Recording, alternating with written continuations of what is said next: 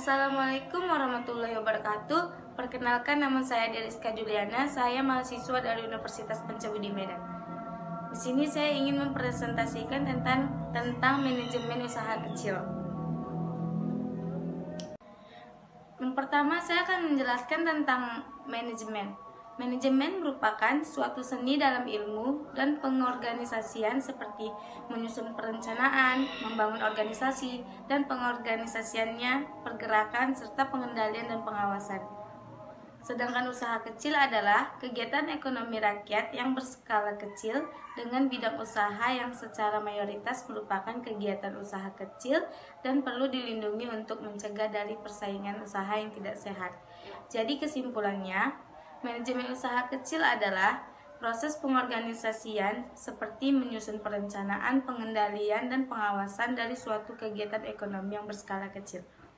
Selanjutnya, unsur-unsur yang terkandung dari manajemen usaha kecil. Yang pertama ada sumber daya manusia. Mengapa? Karena manusia yang membuat perencanaan dan manusialah yang melakukan proses untuk mencapainya tujuan usaha tersebut. Yang kedua adalah uang. Karena setiap kita ingin memulai usaha, pasti kita akan membutuhkan yang namanya modal untuk biaya operasional seperti biaya tempat dan biaya bahan baku. Yang ketiga adalah bahan baku. Dalam memulai usaha, pemilihan bahan baku juga sangat penting. Jika kualitas bahan baku baik, maka baik juga lah hasilnya. Selanjutnya adalah peralatan mesin. Untuk mengelola bahan baku, tentu kita membutuhkan alat mesin. Dengan adanya peralatan mesin, maka membantu proses produksi semakin cepat. Selanjutnya adalah pasar. Dalam memulai usaha, tentu kita harus pandai-pandai dalam memasarkan produk.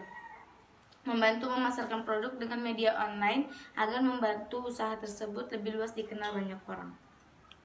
Cara memulai usaha, pertama kita harus membuat strategi atau perencanaan.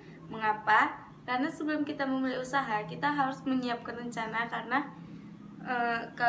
agar kita mengetahui langkah awal apa yang harus kita mulai. Dengan mengadakan perencanaan, jadinya kita tahu resiko apa yang akan terjadi selama kedepannya, maka kita tahu bagaimana cara mengatasi resiko tersebut. Yang kedua adalah kualitas produk. Dengan memulai usaha, yang tentunya kita harus membuat usaha produk kita itu memiliki kualitas yang terbaik. Maka kualitas produk itu sangat penting bagi memulai usaha. Yang ketiga, mengenali target pasar.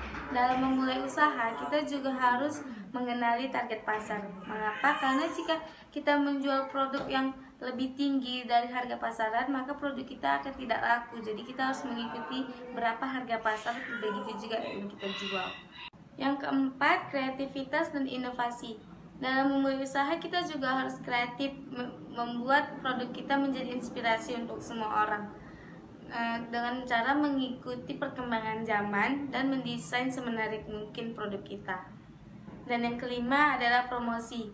Dengan promosi pastinya akan membantu kita menjual produk kita menjadi lebih laku lagi. Contohnya dengan membuat harga murah agar menarik banyak minat pembeli.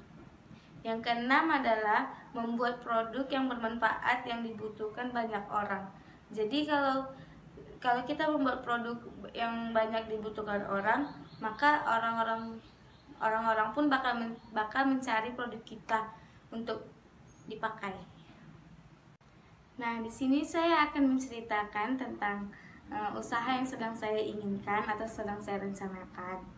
Yang pastinya langkah awalnya seperti yang saya sebutkan tadi, yaitu dengan cara membuat strategi atau perencanaan, memilih kualitas produk, mengenali target pasar, kreativitas dan inovasi, promosi, dan membuat produk yang bermanfaat yang banyak dibutuhkan banyak orang.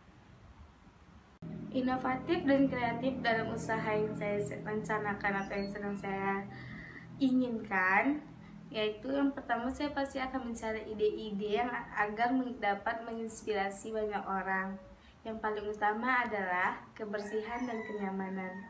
Yang kedua, mengikuti perkembangan zaman.